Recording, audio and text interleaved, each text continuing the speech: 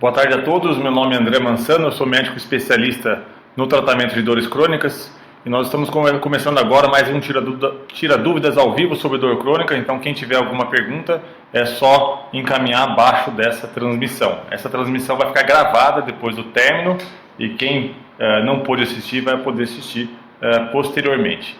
Primeira pergunta é da Leda. A Leda diz: olá, dor ciática irradiando até a sola do pé. Tornou-se crônica, o que fazer? Então, Leda, uma das principais causas de dor ciática, né, essa dor que vai até o pé, é a própria hérnia de disco, né? Deixa eu mostrar para você aqui, então, o que é hérnia de disco. Aqui, nós conseguimos ver a coluna vertebral e o disco no seu interior, né? O disco intervertebral é o amortecedor que fica entre as vértebras, né? E à medida que o tempo passa, à medida que esse disco vai sendo sujeito à sobrecarga, ele pode herniar, e herniar é ele escapar aqui para trás e comprimir esse nervinho que vai para a perna. É isso que causa a dor que vai até o pé, quando a causa da dor é de fato a hérnia de disco, certo? Nós temos vários tratamentos para isso. É importante dizer que o tratamento principal para a hérnia de disco é a fisioterapia, certo? É muito importante que o paciente faça uma fisioterapia especializada. Alguns medicamentos também são interessantes de ser utilizados para diminuir a dor do paciente e ele até conseguir fazer uma fisioterapia melhor, uma fisioterapia mais bem feita, digamos assim, né? Quando a fisioterapia não dá o resultado esperado, isso acontece na menor parte dos casos, quando feito de forma adequada, nós podemos lançar mão de alguns procedimentos, né? Esse que eu vou mostrar para vocês chama-se bloqueio peridural transforaminal, né? É um nome um pouquinho feio, mas eu explico para vocês o que é isso. Então nós conseguimos colocar uma agulha do lado da raiz nervosa que está sendo comprimido pela hérnia, né? Nós fazemos isso ou guiado pelo raio-x no centro cirúrgico ou guiado pelo ultrassom, né? Tem que ser guiado por um método de imagem para a gente ter precisão no procedimento. Então, como vocês estão vendo aqui, a gente coloca a agulha do lado da raiz nervosa e aqui a gente injeta uma substância anestésica e anti-inflamatória, certo? É importante dizer que esse é um procedimento que não precisa de uma internação, é um procedimento feito sob sedação, né? Então o paciente pode ir embora no mesmo dia, né? Existe um trabalho muito interessante onde os pesquisadores recrutaram vários pacientes com hérnia de disco que já estavam na fila da cirurgia, né? Esses pacientes foram submetidos a esse procedimento e foram submetidos a um programa de fisioterapia especializada. E o que percebeu-se é que mais de 80% dos pacientes não precisaram operar, né? Então é bem interessante esse tipo de procedimento, né? E aqui vocês conseguem ver justamente a imagem que nós temos com o raio-x no centro cirúrgico, né? Nós colocamos a agulha que vocês estão vendo aqui e nós injetamos uma substância que é um contraste, de modo que a gente consegue desenhar a raiz nervosa, a gente tem a certeza que a gente está do ladinho da raiz nervosa que está sendo comprimido. E aí sim, nós depositamos o anestésico com o anti-inflamatório nessa parte, certo?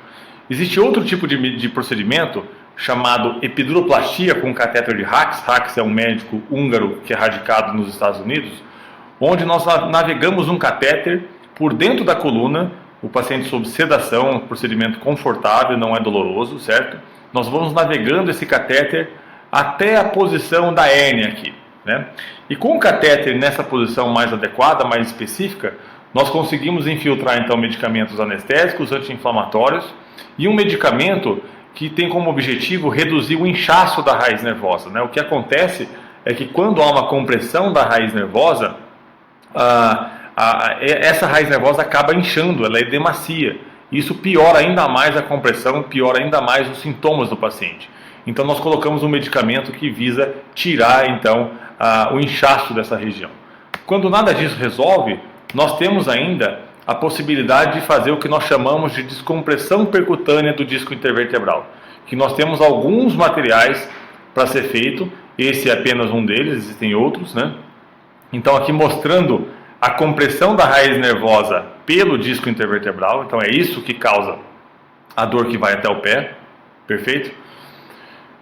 E nós conseguimos, através de um procedimento muito específico, sem cirurgia, colocar uma agulha dentro do disco intervertebral, como vocês estão vendo aqui nessa animação, tá bem? Por dentro dessa agulha, nós colocamos um eletrodo que nós vamos navegando pelo raio-x até chegar na região da hérnia, tá bem? E aqui a gente tenta então cauterizar essa hérnia de disco, né? Um procedimento também bastante interessante, né? São todos procedimentos para evitar a cirurgia, digamos assim, para procedimentos menos invasivos do que a cirurgia. É muito importante que se diga que nenhum procedimento desses tem como objetivo eliminar a necessidade de uma fisioterapia, né? Então é muito importante que o paciente faça a fisioterapia independente de fazer o procedimento ou não. A Flávia Pimenta diz: sou diabética, os médicos não têm me ajudado, as dores são horríveis, muita fadiga, dores por todo o corpo, não durmo bem. Tenho também esporão de calcânio e a neuro disse que era fibromialgia, o reumato disse que é neuropatia. Qual exame fazer? Pois o reumato pediu, deu tudo normal. Então, Flávia, a neuropatia diabética, quase todos os casos apresenta uma alteração num exame chamado eletroneuromiografia. Esse é um procedimento que não é muito um exame que não é muito confortável de ser feito, porque ele precisa que seja colocado algumas agulhinhas ali nos músculos para medir a condução dos nervos dos membros superiores ou dos membros inferiores, dependendo de onde for a sua dor, né? Então esse é um dos exames mais indicados para a gente descobrir se de fato tem uma neuropatia.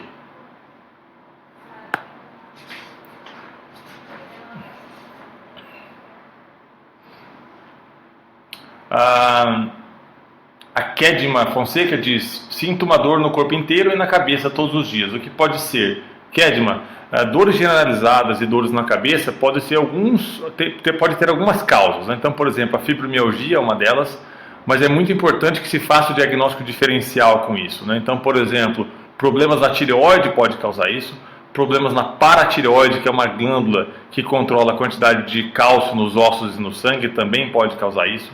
Doenças reumatológicas, né, os populares reumatismos podem causar isso, e deficiências vitamínicas também podem causar isso. É importante que você seja examinada, que alguns exames de sangue sejam solicitados, para que nós consigamos então descobrir de fato de onde está vindo as suas dores, né? A Iremar Gomes: doutor André, pessoas com casos de mobilidade e flexibilidade altamente comprometidas por conta da hérnia não são deficientes perante a Previdência? Iremar, desconheço, na verdade a minha especialidade é de fato melhorar a dor dos pacientes. O especialista que mais conhece sobre a Previdência, esse tipo de coisas, é o médico do trabalho, é esse médico que você deve se consultar. Mara Machado: dor crônica no quadril e por dentro da virilha, aparece e some, o que pode ser? Mara, existem algumas causas para isso, por exemplo, uma artrose da articulação do quadril pode causar esse tipo de dor. Um problema no músculo psoas pode causar esse tipo de dor. O que nós chamamos de síndrome do impacto femoroacetabular também pode causar esse tipo de dor. Então é muito importante que você esteja examinada, né? Talvez algum exame de imagem como raio-x, ultrassom ou ressonância deva ser feito para que se consiga definir melhor a causa da sua dor. A Rose: doutor, fratura do menisco dói muito, preciso operar, não queria operar, tem outro tipo de procedimento, quanto tempo de recuperação porque tenho me afastado do trabalho? Então, Rose, hoje em dia tem se evitado muito operar problemas de menisco, alguns tipos de problema de menisco do joelho devem ser operados, mas não tenho como saber sem avaliar o seu joelho e sem avaliar a sua ressonância do joelho especificamente, mas tem se operado menos meniscos do que antigamente, porque isso pode predispor à artrose do joelho futuramente, mas alguns casos, de fato, tem que ser operado sim. Socorro: como faço para fazer esse tratamento? Aqui onde moro só passam fisioterapia tradicional que não faz nenhum efeito. Socorro, não sei onde você mora, mas é preciso procurar outro serviço de saúde, nem que numa cidade próxima, para que você tenha então um tratamento mais adequado, né?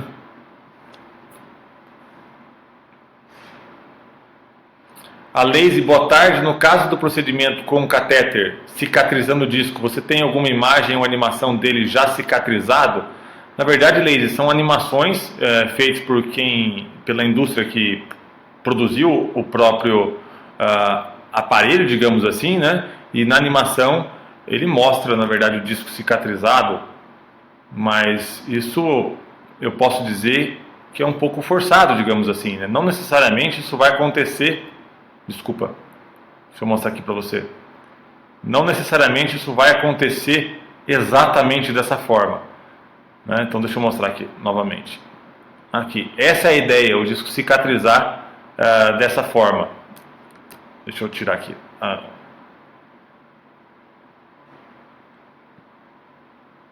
Ó, cauterizando o disco e ele cicatrizado, né? Isso não necessariamente acontece dessa forma tão perfeita como ocorre nessa animação, né? Mas se ele reduzir pelo menos parcialmente e aliviar a compressão da raiz nervosa, o paciente já pode ficar sem dor, né?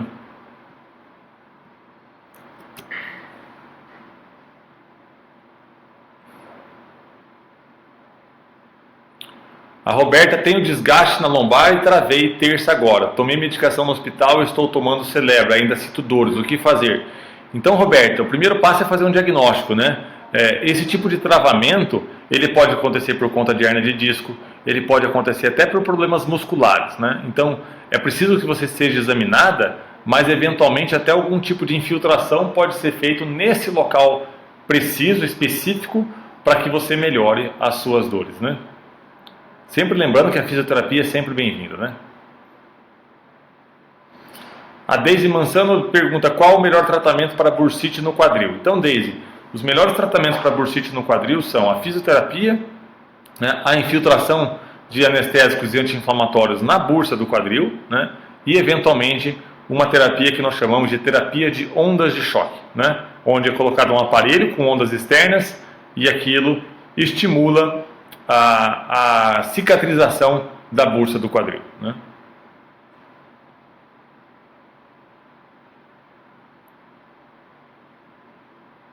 A Janete Dil: dor nas costas, tipo na região dos rins, e queimou nos quadris e solo do pé. O que pode ser? Então, Janete, isso pode ser uma dor neuropática, por exemplo, né? Até causada, por exemplo, por um diabetes, mas pode ser causada por outras doenças. Isso pode ser causado por um problema na coluna, certo? E é fundamental que você seja examinada para que de fato isso seja diferenciado, né? Eventualmente, dor nas costas pode vir até dos rins, pode ser dois tipos de dor, né? Uma dor nas costas e uma dor que vai até as solas dos pés. Por isso que é importante que você seja examinado, isso é fundamental.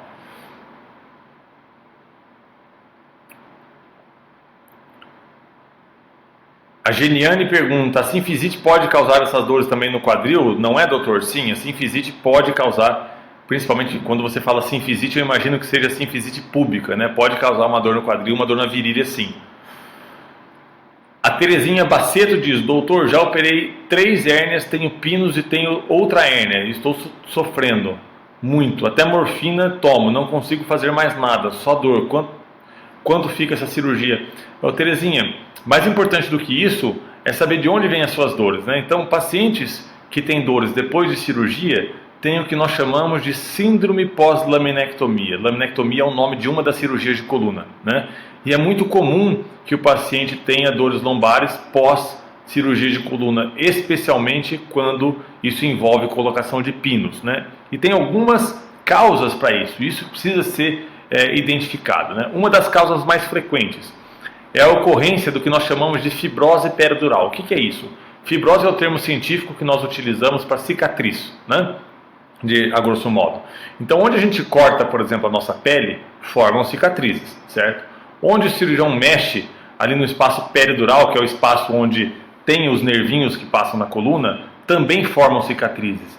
E essas cicatrizes podem comprimir esses nervinhos e causar dores de muito difícil tratamento, né? Outro tipo de causa de dor pós cirurgia de coluna com pino é a dor da articulação sacroiliaca, e eu vou mostrar para vocês o que é isso.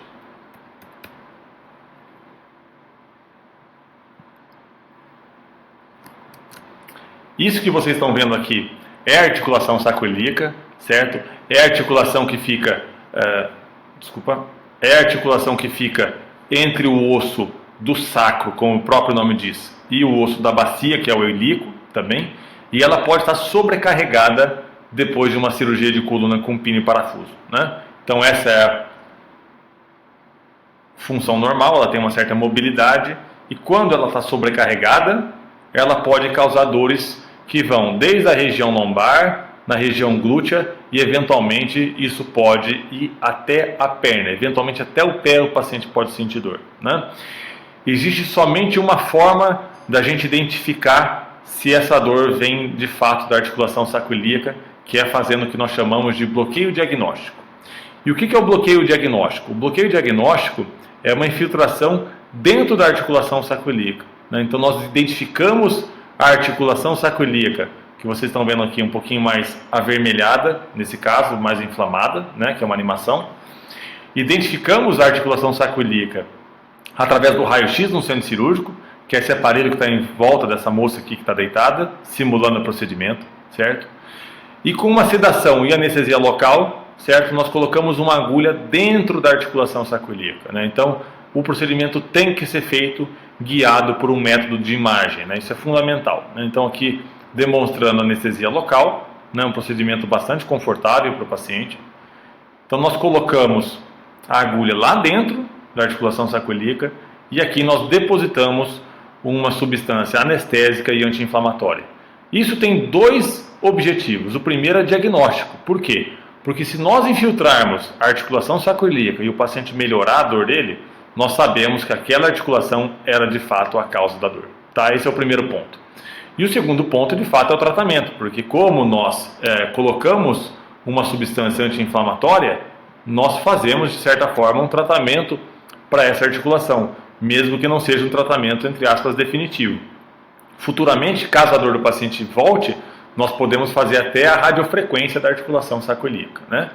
Outra causa de dor é o próprio parafuso estar no local mais equivocado, eventualmente comprimindo um nervo, por exemplo. Isso é possível de acontecer.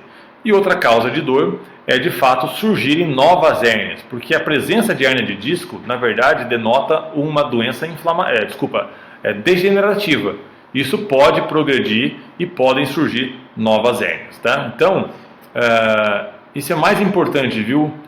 Diagnosticar de onde vêm as suas dores. É fundamental.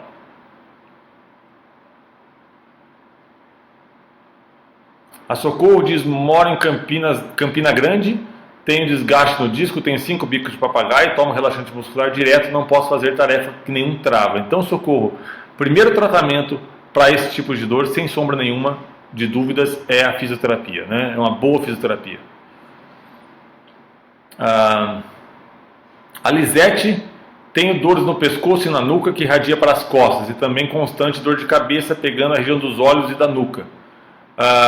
Tenho fibromialgia, mas gostaria de saber até onde essas dores são decorrentes dela. É claro, Lisete, que isso a gente precisa de fato examinar, né, para saber, mas deixa eu te mostrar uma coisa aqui.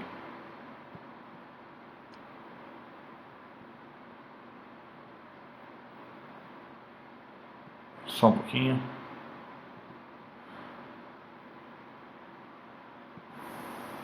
Existe uma entidade clínica chamada cefaleia cervicogênica, né? E nós sabemos que, por exemplo, nessa figura aqui da esquerda, os pesquisadores estimularam a articulação entre a primeira e a segunda vértebras cervicais, né? Nós chamamos essa articulação de articulação atlantoaxial. E aqui, onde está mais escuro, foi a área de dor que mais aconteceu nesses pacientes que tiveram a estimulação dessa articulação. Mas perceba que a dor pode vir até o topo da cabeça, região das orelhas e eventualmente até os olhos, né? Então é fundamental examinar para ver se, por exemplo, uma articulação como essa não é a causa da sua dor, né? Então isso é fundamental.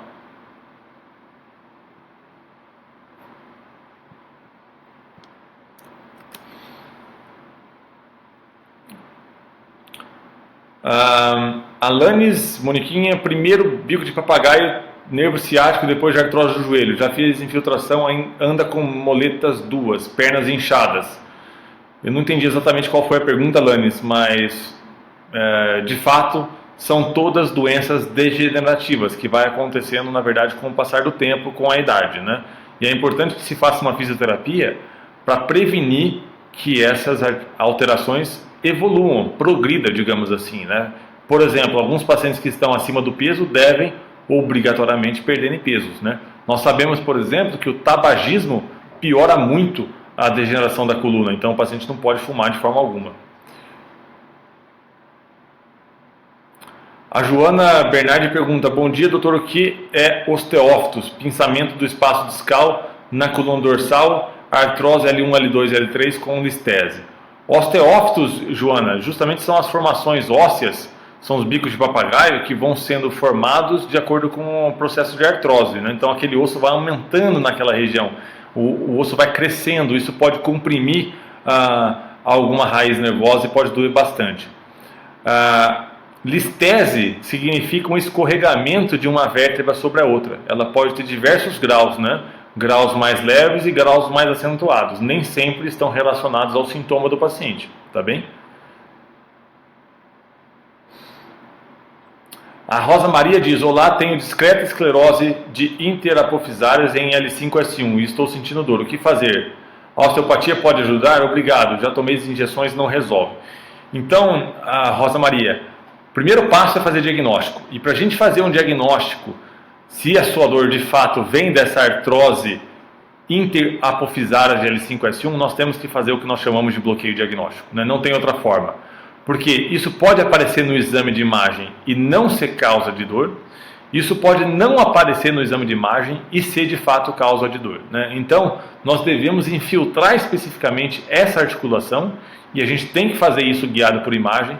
E se você melhorar, nós temos a certeza que de fato a dor vinha dali. Em alguns casos, nós fazemos até a radiofrequência dessa articulação. O Dudruns diz: ao ficar de pé por 20 minutos, a dor da minha perna volta. Tenho hérnia de extrusa em L5-S1. O que fazer para me livrar dessa dor?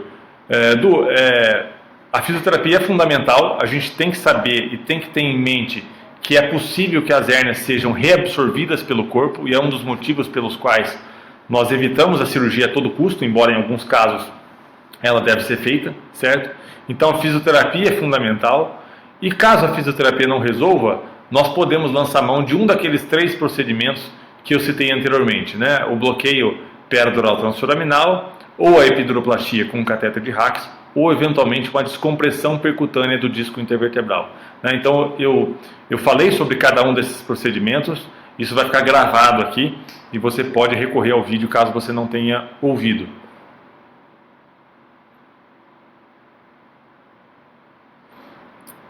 Vamos achar onde eu estava aqui na pergunta do Dudu. A próxima, a Letícia.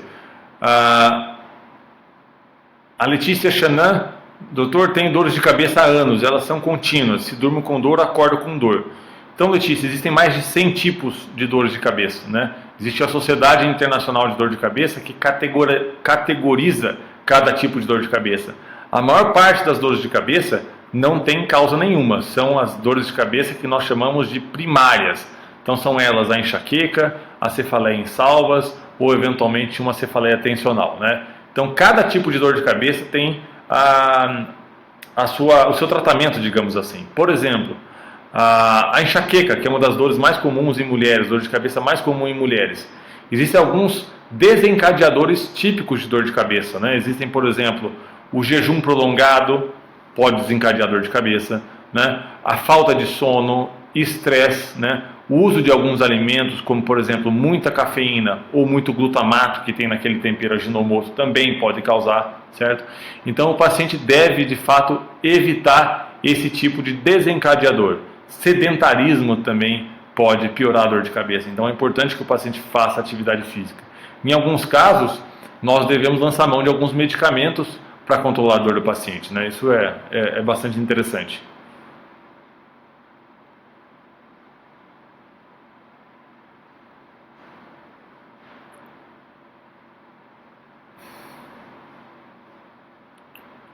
A Lisete diz: doutor, tenho muita insônia, com dores, levanto com mais dores, preciso me apoiar para conseguir ficar de pé.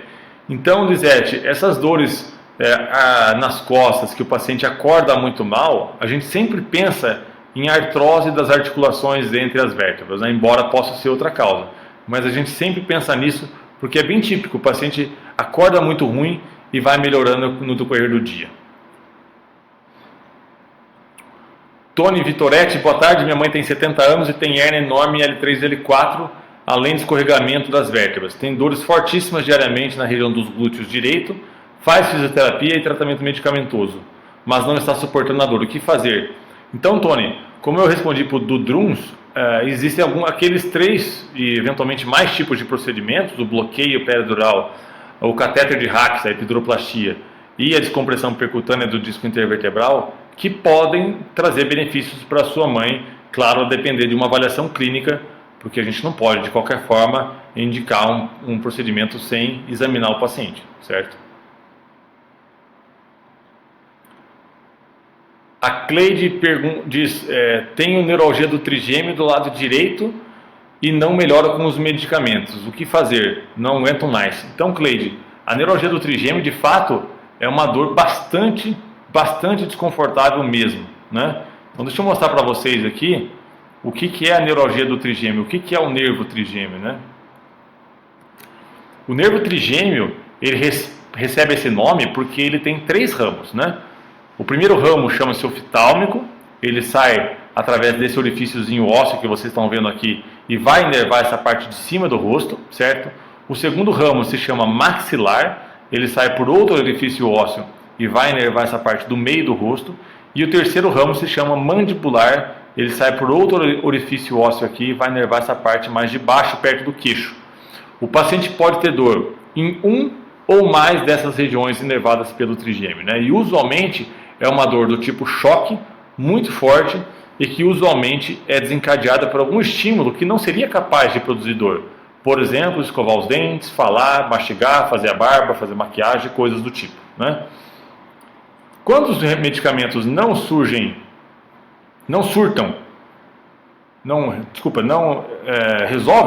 nós podemos lançar mão do tratamento intervencionista, né? Então, o que a gente faz? Nós conseguimos enxergar esse orifício ósseo por onde sai o trigêmeo. Ele está aqui, ó, vocês estão vendo ele aqui, né? A gente faz isso com raio-x, ó. Nós estamos vendo ele aqui, exatamente aqui, né? Esse mais clarinho aqui. Nós podemos, por exemplo, colocar uma agulha dentro do trigêmeo, certo? A gente faz isso sob sedação, sem precisar de internação. E por dentro dessa agulha nós colocamos um catéter com um balãozinho na ponta, certo? Esse balãozinho nós insuflamos e essa insuflação causa uma falta de sangue temporária no trigêmeo. Isso acaba inativando o nervo trigêmeo. Depois que acaba o procedimento, nós tiramos então tanto a agulha quanto o balão. Em outro procedimento, nós podemos colocar uma outra agulha, certo? Outro tipo de agulha. E emitir uma corrente elétrica com radiofrequência. Então, o que a gente faz? Por dentro dessa agulha, nós colocamos um eletrodo. Esse eletrodo nós ligamos a um gerador de radiofrequência. E esse gerador de radiofrequência emite uma corrente elétrica para inativar o nervo. São procedimentos que são muito interessantes, com alta taxa de sucesso para pacientes com neuralgia do trigêmeo. É claro que isso não é isento de possibilidade de complicação, mas naqueles pacientes cujas dores não melhoram com o medicamento, é um procedimento bastante interessante, né? A Catur Christian tem desgaste na cervical, torácica e lombar, mas os médicos dizem que não são suficientes para a cirurgia, mas sinto muitas dores nessas regiões. Será que pode ser a fibromialgia que tenho que faz doer tanto assim? A Catur, é até possível, né? Mas se de fato você tem essas alterações, eu acredito muito mais que elas são a causa da dor do que propriamente a cirurgia. A Lucimar Tavares, já fiz 2 cirurgias na coluna, sinto muita dor, tomo remédio, mas não adianta, a perna esquerda dói muito, né?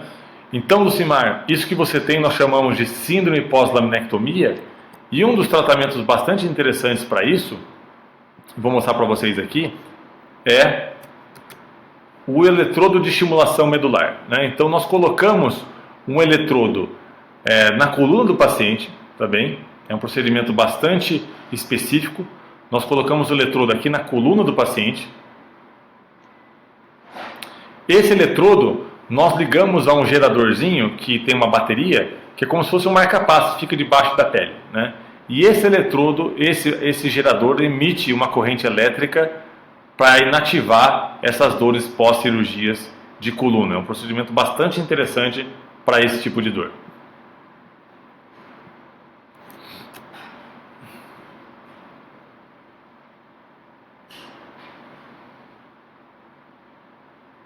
A Sirlene, doutor André, estou com uma protusão na cervical, dores na nuca, no peito e formigamento nos braços. Preciso de cirurgia. Não tenho certeza, Sirlene, se você precisa de cirurgia, porque, vou ser bem sincero, a minoria dos pacientes com protusão cervical precisa de cirurgia, a não ser que o paciente tenha de fato uma perda da força muscular progressiva do braço. Se não tiver nessa condição, é possível que você seja tratada com fisioterapia e procedimentos menos invasivos, né? Em alguns casos, de fato, a cirurgia é necessária, mas nem sempre é, na maioria das vezes não. Adriana Esmeraldi, boa tarde, doutor. Minha dúvida é em relação ao uso de morfina endovenosa, que precisei fazer uso por 1 ano. Já faz quase 1 mês que não uso, mas porém ouvi dizer que ela lesiona os órgãos a longo prazo. Corro riscos mesmo não usando mais a morfina? Não, Adriana, a morfina ela não tem todo esse potencial de lesar órgãos internos a longo prazo, embora é um medicamento que tem efeito colateral, mas se você não está usando mais, você pode ficar tranquila. A Vivian Basoli diz: meu marido tem dor no tornozelo esquerdo e fica inchado. O médico tirou raio-x e não deu nada. O que pode ser? Ele fica de repouso por alguns dias e sara, mas depois de um tempo volta de novo. O médico disse que pode ser muscular. O que o senhor acha? Pode ser muscular sim, Vivian, mas pode ser até ligamentar. Existem vários ligamentos entre os ossos do tornozelo que não vão aparecer no raio-x, né? Então, um ultrassom seria mais indicado para visualizar os ligamentos. Uma ressonância visualiza melhor os ligamentos do que o raio-x, que vê basicamente os ossos, né?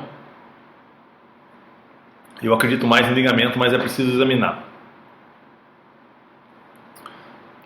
Renata Queiroga, sofro com fibrose. Você recomenda nova cirurgia para limpar essa fibrose? Não, Renata, não recomendo usualmente, porque os estudos mostram que quanto mais se opera, mais fibrose forma.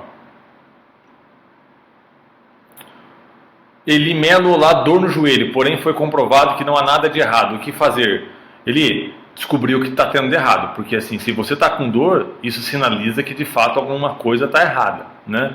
Pode ser que o exame físico que você foi submetida ou os exames de imagem ao qual você foi submetida não tenha sido detectado, mas é importante que se identifique a causa, né? Se você tem uma dor, existe alguma coisa de errado.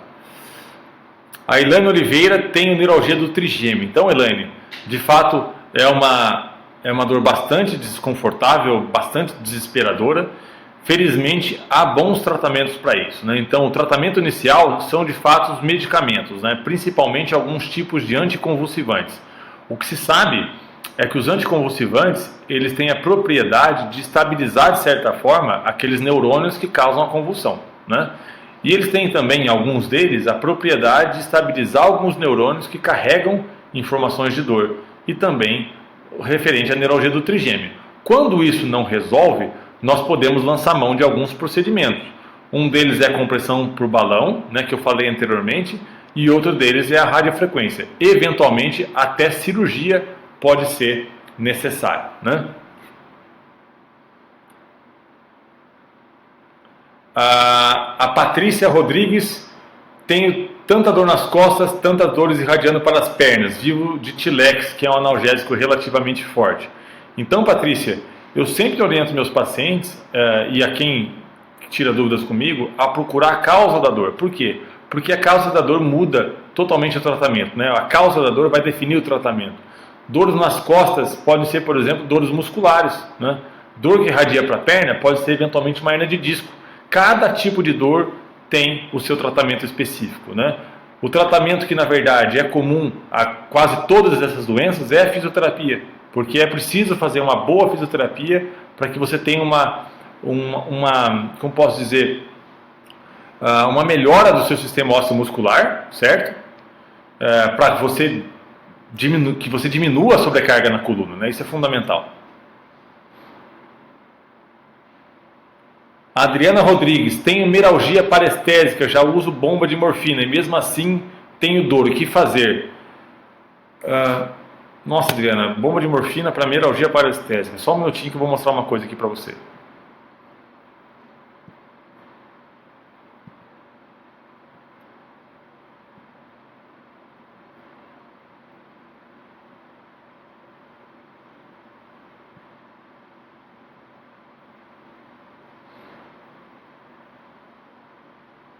Deixa eu achar aqui para você, só um pouquinho.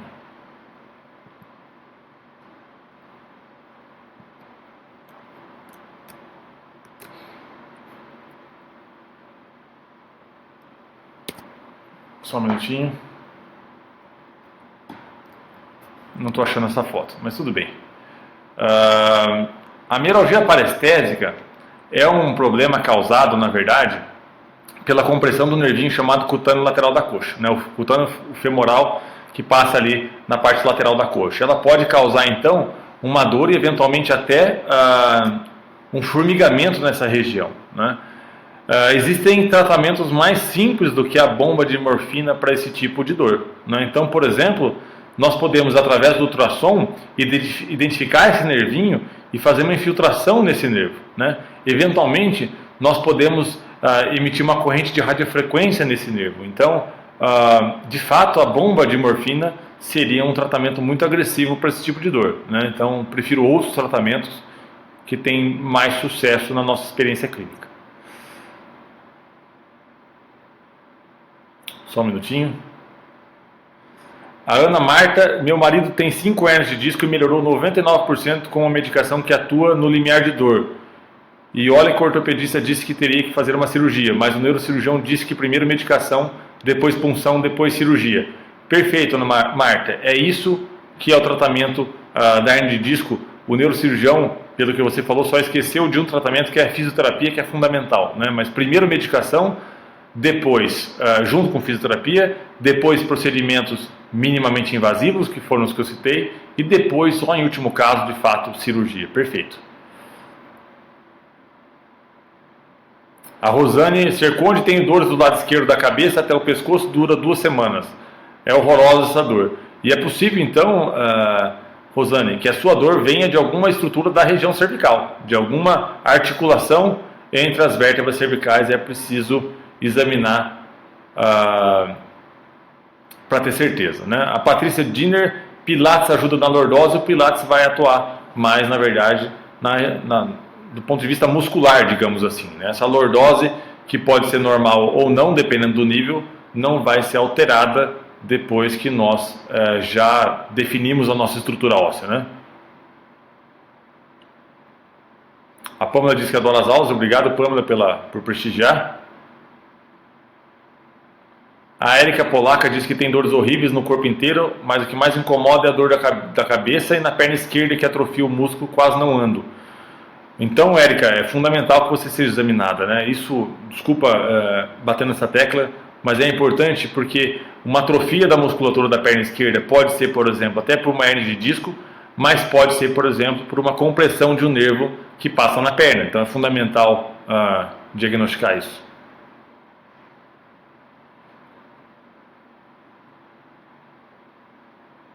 A Cris Ferreira diz: doutor, fui com muitas dores para o hospital em novembro e fui diagnosticada de que minha hérnia estourou. Não melhorou com medicamentos, então fiz 2 cirurgias. Uma laminectomia na L4 não deu certo e após fiz retirada do disco. Não coloquei parafusos nem placa e após a segunda cirurgia infeccionou. Faz 2 meses que terminei os antibióticos. Continuo com dores na lombar para sentar e andar. A dor só melhora um pouco com corticoide, tomo desde novembro. Poderá ser infecção ainda ou inflamação? Então, Cris, para a gente monitorar de fato essa infecção, nós utilizamos então a clínica do paciente, né, quer dizer, ou seja, o nível de dor do paciente, alguns exames de sangue que medem a infecção e eventualmente ressonâncias para ver e cintilografias para ver se está de fato infeccionado ou não.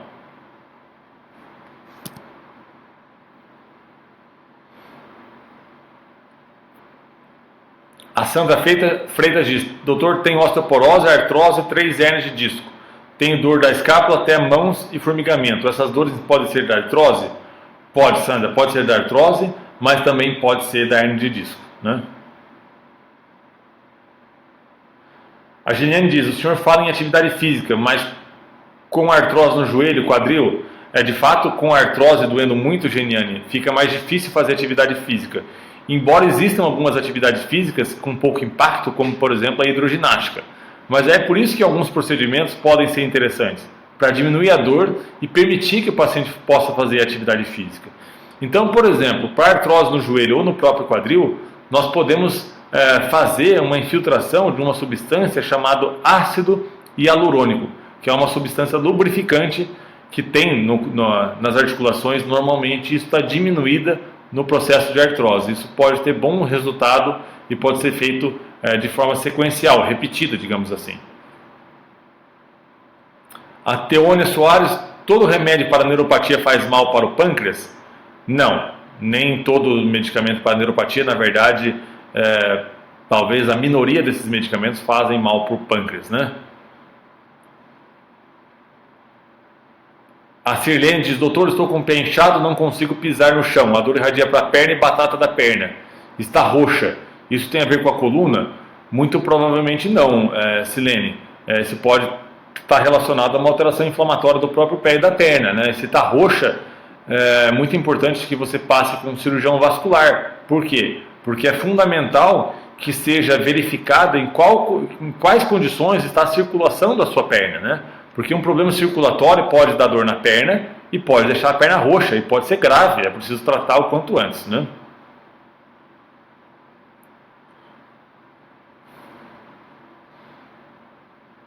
A Jaqueline Rusa, doutor, boa tarde. Sofri uma queda há 2 anos e na toma identificaram esmagamento da C6. Me acostumei com a dor, mas tenho ainda grandes limitações para movimentar o braço esquerdo. Tenho dores bem localizadas na base do pescoço esquerdo e ombro. Não quero depender de medicamento para dor. A acupuntura foi como placebo. Tenho 50 anos e quero ter uma vida saudável e com qualidade. É possível algum tratamento intervencionista?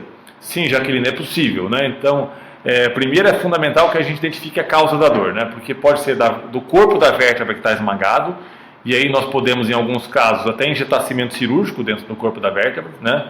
E pode ser até da articulação entre as vértebras do pescoço, que podem ter sido desviadas durante o trauma e durante o esmagamento da vértebra C6. Nesses casos, nós podemos fazer até a radiofrequência dessas articulações facetárias cervicais, digamos assim. Tem procedimento sim.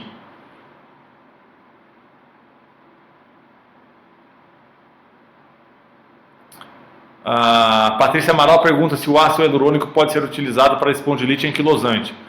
Patrícia, até pode, mas não é o tratamento mais consagrado, né? Os pacientes com espondilite melhoram muito com anti-inflamatórios e medicamentos que diminuem a imunidade do corpo, né? Mas, por exemplo, se você tiver uma dor da espondilite anquilosante secundária a uma inflamação na saco ilíaca, é possível sim injetar ácido hialurônico na saco ilíaca, né?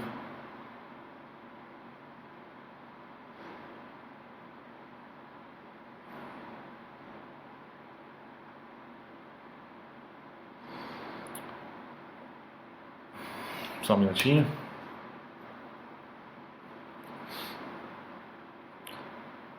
A Quitéria diz, melhora com diclofenaco, a dor na coluna é contraindicado? Quitéria, diclofenaco é um anti-inflamatório e a gente sempre se preocupa com anti-inflamatório em uso crônico porque ele pode afetar os rins e o estômago e o intestino, né? Então pode formar úlceras no estômago e pode causar insuficiência renal, principalmente se tomado em altas doses e por longo prazo, né? Alexandre Ezequiel, olá, minha filha está com 14 anos e está com escoliose e não tem como ela fazer um tratamento para recuperar a coluna. Alexandre, nos casos mais leves de escoliose, que é o desvio da coluna, a fisioterapia é bem indicada. Nos casos muito graves, até cirurgia para colocar a coluna no lugar, que é uma cirurgia bastante extensa, bastante agressiva, pode ser realizada, né? A Daniele Bellini, sinto muitas dores no joelho, sou diabética tipo 2. Pode ser uma neuropatia, né? A diabetes influencia nas articulações, artrose, etc. Sim, Daniela, pode ser uma neuropatia diabética, embora seja mais comum as dores nos pés do que no joelho, e de fato a diabetes influencia, acelera o processo de artrose, sim. A Mara Andrioli, doutor, tenho epicondilite lateral, o que fazer? Então, Mara, Existem basicamente 3 bons tratamentos para epicondilite lateral. O primeiro, de fato, é a fisioterapia associada a alguns medicamentos, né? É o fortalecimento dessa região. Nos casos onde isso não resolve, nós podemos fazer infiltração de ácido hialurônico nesse tendão do epicôndilo lateral, e nós podemos fazer também a aplicação de ondas de choque, que também tem bons resultados, né?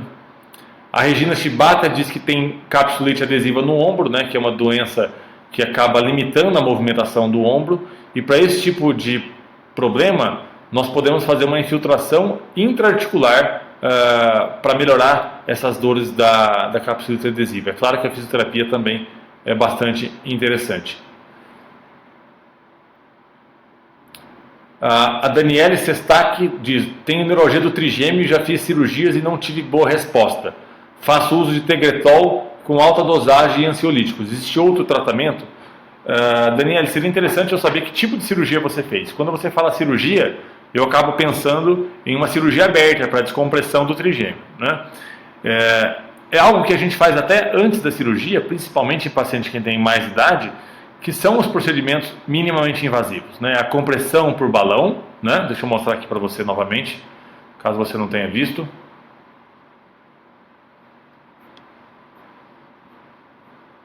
Então nós conseguimos enxergar, deixa eu mostrar para você aqui novamente. Nós conseguimos enxergar o orifício por onde passa o nervo trigêmeo, né? Então nós conseguimos colocar uma agulha aqui dentro guiada pelo raio-x. Aqui está o orifício. Deixa eu tirar meu rosto aqui. Aqui está o orifício por onde sai o trigêmeo, está mais clarinho aqui, né? E nós podemos fazer 2 tipos de procedimento.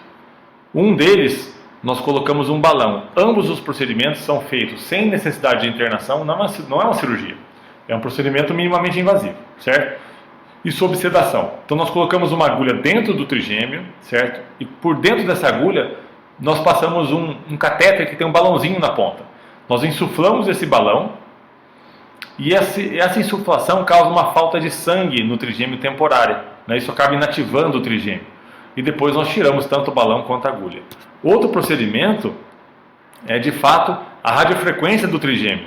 Então nós colocamos uma agulha um pouquinho mais fina no trigêmeo.